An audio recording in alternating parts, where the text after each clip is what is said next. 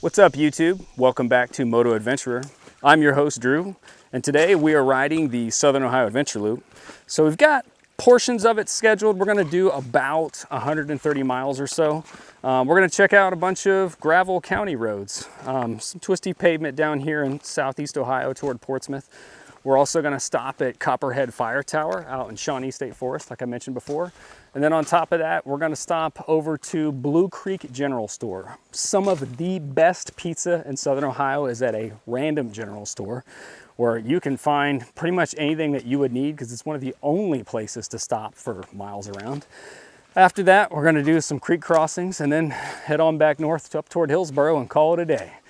So today is the first major off-road test for the Hemi 450.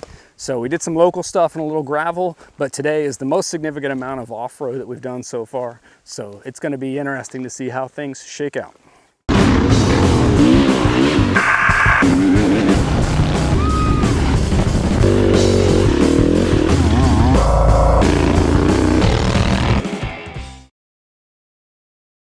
The day starts off with gas in Marshall, Ohio.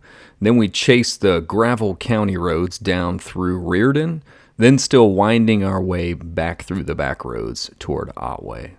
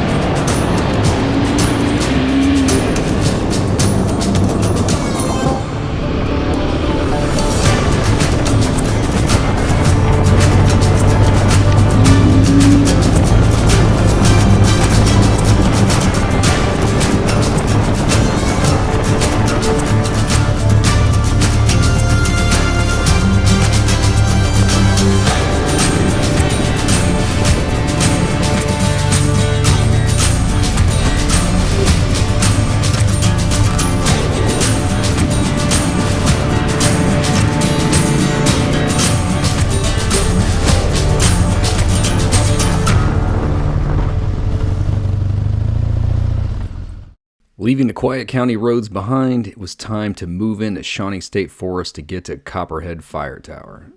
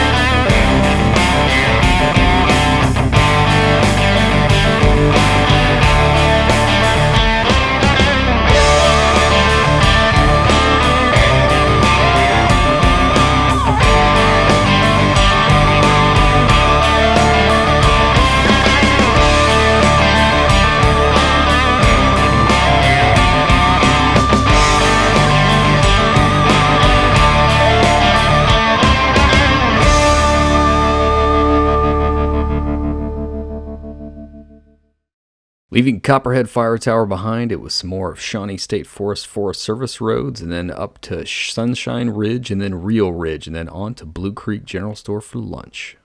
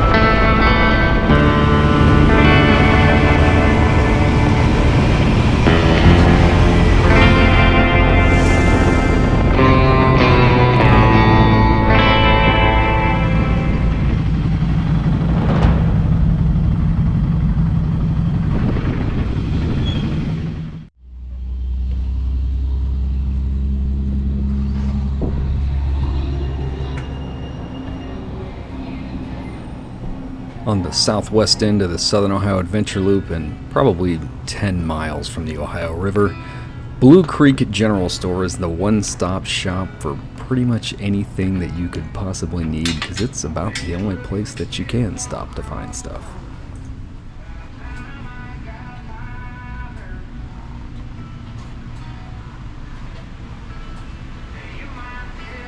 From home improvement items to bait and tackle, the cafe at Bluecreek actually has probably the best chicken bacon ranch pizza that I've ever had, and it's hidden here in rural southwest Ohio.